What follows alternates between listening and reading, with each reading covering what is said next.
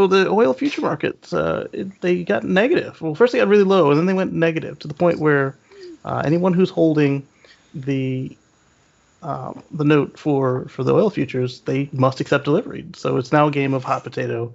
And so yeah, all of yesterday was at almost negative $40 of people who didn't want the hot potato because there is not enough demand for oil right now. And yes, exactly. And it is kind of hilarious, actually. Yes. So but I have to admit, I don't understand this. Okay, I'm not a commodities trader. I don't get, nobody's paying me to buy a barrel of oil. That's not what this is. That just means that nobody wants oil right now. Nobody wants the oil. Yeah. So They can't store it. I'm looking at Patrick on my screen, hoping Patrick understands something about commodities futures. A little bit. So a lot of the people who are trading this are buying these contracts in hopes to resell them, not because they actually want to take oil. So there's a date certain that so these are, that price that we just saw is for next month's oil, and those contracts were going to be fixed on, I think it was the 21st. Yesterday, Yeah, exactly. Sorry, 21st, yeah. And so if you have that contract on that date, that means you will be taking delivery of 1,000 barrels of oil per contract. And so the people that were trading them, hoping to make money and never had any intention of taking delivery, wanted to get rid of them.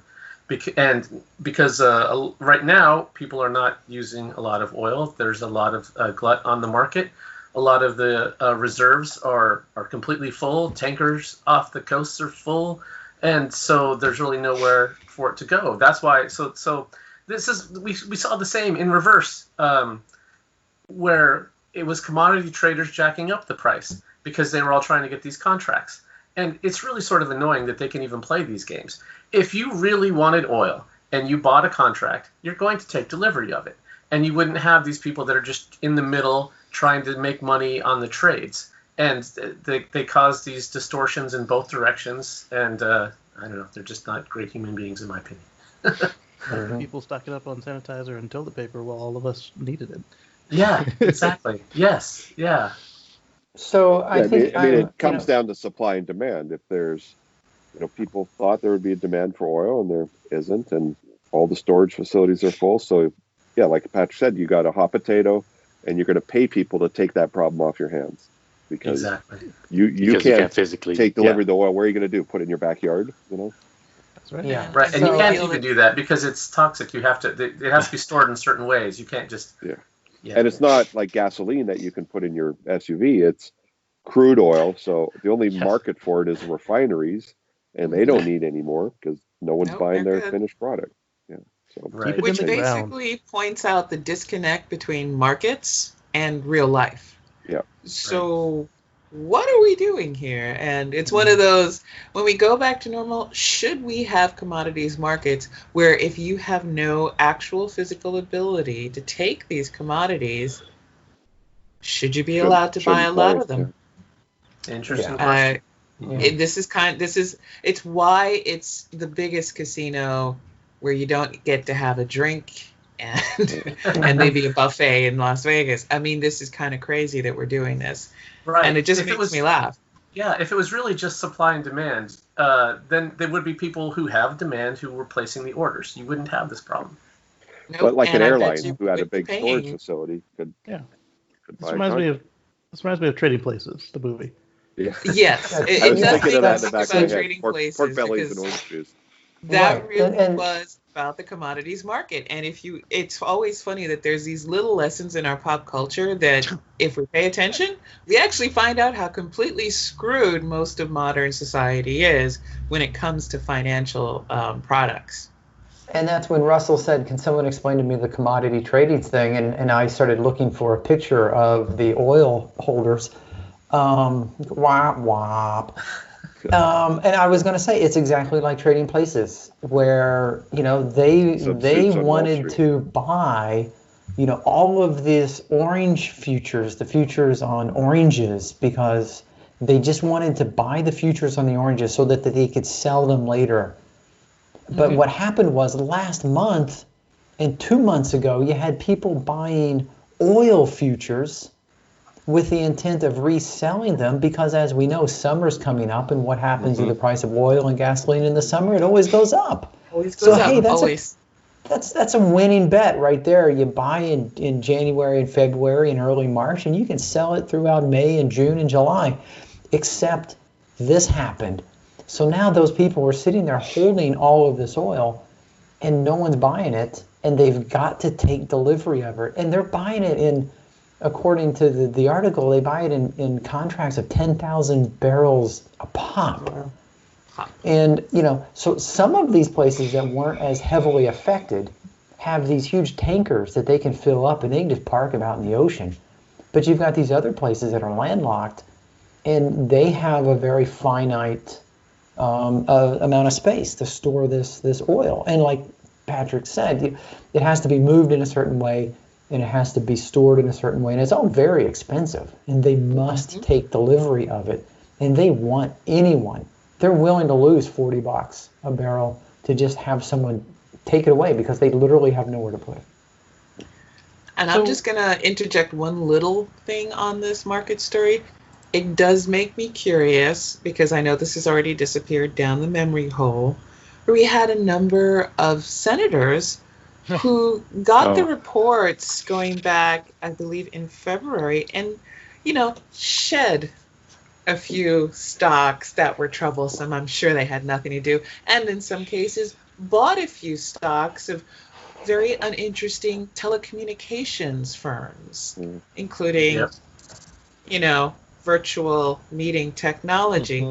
It would be interesting to find out if anybody was doing anything like that with these futures, but I'm sure it was nothing. Yeah. Right. But I'm sure there's nothing there. No one would do that. Come on. The next batch of futures for oil, they are already under $20 a share as well. And then online there's the chant of leave it in the ground, which makes perfect sense.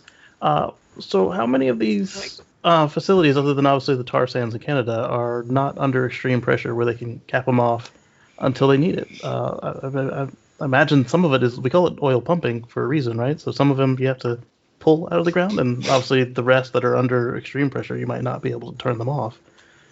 Is this just because Russia and Saudis and the other OPECs are fighting right now, or? Oh, well, yeah, that didn't help. That certainly didn't help. Yeah. But I'm sure some of the land-based pumps and fields, they'll definitely have an easier time to stop or reduce or slow down than, say, like an offshore oil rig, which I presume is very difficult and very expensive to turn off and then turn on again. So I presume they just run at some constant lower output level and just let the land-based ones kind of pump more or less depending on demand. Presumably it'll be those places where that are land-based, unless like Casey said, it's under extreme pressure, or they're places, I don't know, maybe something like the tar sands are more expensive to extract, and it's just like once they turn off, they're like, nah, we're not going to turn on again. It just costs too much, right? Because it's expensive to extract in the first place, and then you have to spend this capital to turn everything back on again, and there's no guarantee that's going to go back up to whatever, $100 a barrel, whatever their threshold is, right? So and I understand that some of the places, once you turn them off, you can't turn them back on again because you're effectively shutting them down. But like the tar sands, like you said, like it's under gravity, and if it's below their profit margin, they've turned them off plenty of times because we keep messing with you guys. Yeah, I'm just worried that we know that the oil companies have a lot of influence, lobbying, and influence there in Washington. So how much of a bailout are we going to see for oil? None. It's already being discussed. Well, it's already There's a dime. Not one drop. I know. You know what? I think Tony's idea for an alcohol that's drinkable from gas is probably the next step. What I'm interested about this particular story is that not only the futures have dropped off, but it turns out that here in Ontario we had quite a price drop in gasoline at the pump when the Saudis and the Russians were fighting and pumping to their heart's content. But now that there's the oil has completely dropped off the map, the price starts to creep up.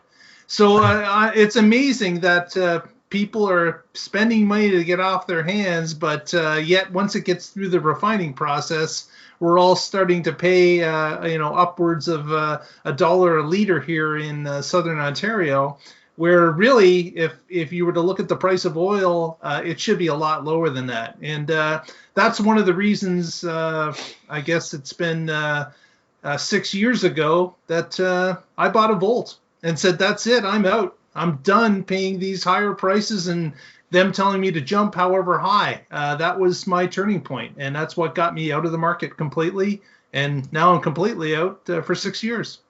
Mm-hmm. Okay, so the $4 a gallon. You said $1 a liter. Yep. It's about $4 a gallon. So I want to show you by comparison. Russell is familiar with southern Wisconsin. Right now, we're looking at 96 cents a gallon. Jesus. Kenosha, Wisconsin, 97. Pleasant Prairie, 99 at Costco. Yeah. There's a video I made where I'm still, looking at the gas sign. I'm like, I don't know if that's cheap or not. And somebody's like, yes, that's cheap. Even I know that's cheap. Yeah. Yeah. Under $1. Well, yeah. So for the essential workers who have to drive right now, that's great. I'm glad they are able to get fuel at a low price. And for everybody else, stay home if you can. And I was thinking of topping off my tank, and I'm like, no, idiot, don't. You were just talking about trying to burn it. I know, right? Well, the switchover should be soon, right? Like, was it May? It's May, I think. Was it? Or did he switch over or April? Yep, May. Yeah. May. Yeah. Okay. Or like I said, that one's down under 20 already, so we might see a repeat of whatever happens to this one.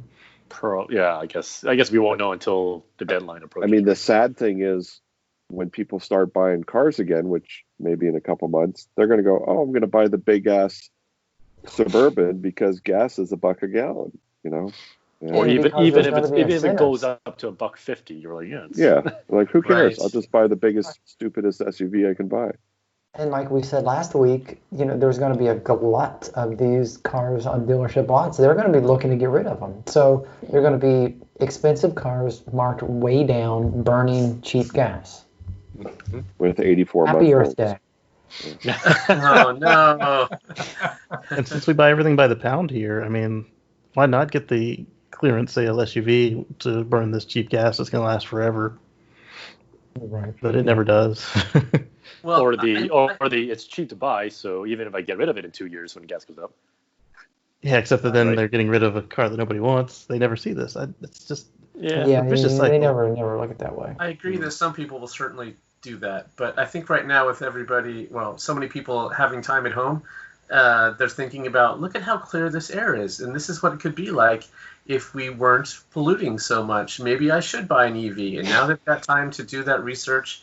And I hope this means that as we come out of this, that the percentage of EV sales is doubled. It would be nice. Yeah, more EVs and more work from home. Yes. Mm-hmm. Yeah. Well, and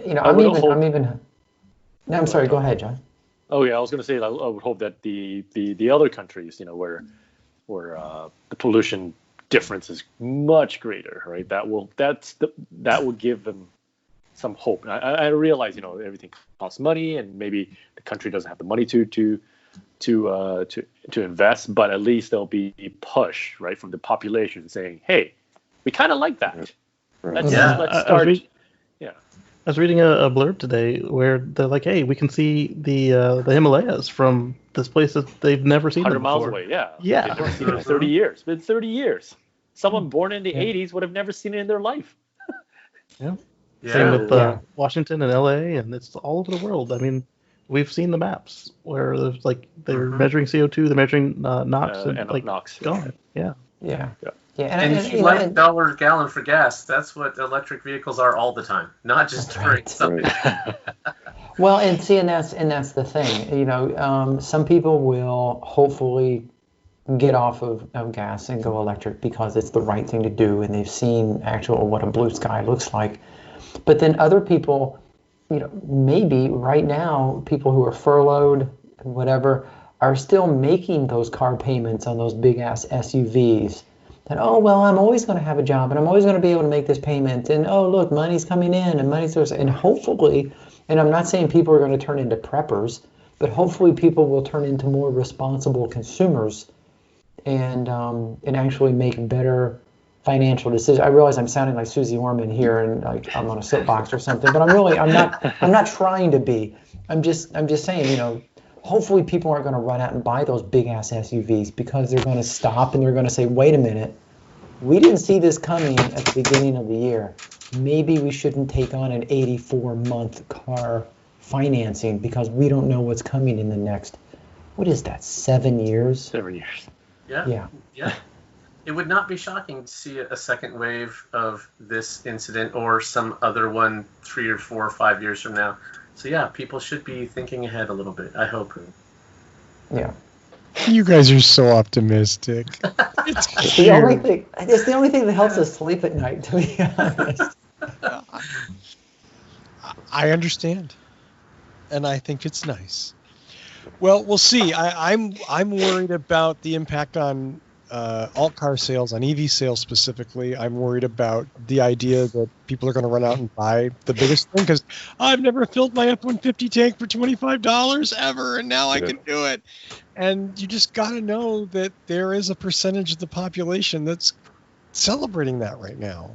GM's right now in Detroit, in some building in GM, someone is having a conversation. Why do we make the new Hummer electric again?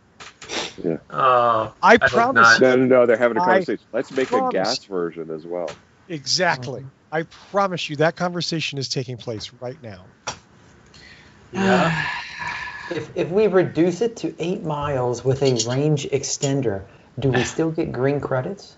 What they'll do is they'll bring back the Hummer Classic to go stand next to the original. Oh my God, the Hummer Classic. There's no such thing as a classic Hummer. The Hummer EV, and then the old one that they just resurrected with new crash puppets. You know what?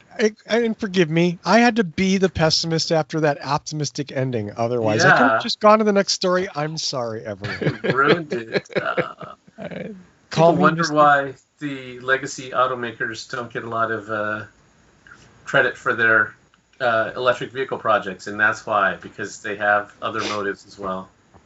Well, I mean, they're still business, right? Money. Yeah, so it's easier to sell a gas car at a discount and lots of it, right, to get their profits back up or to make up for lost sales.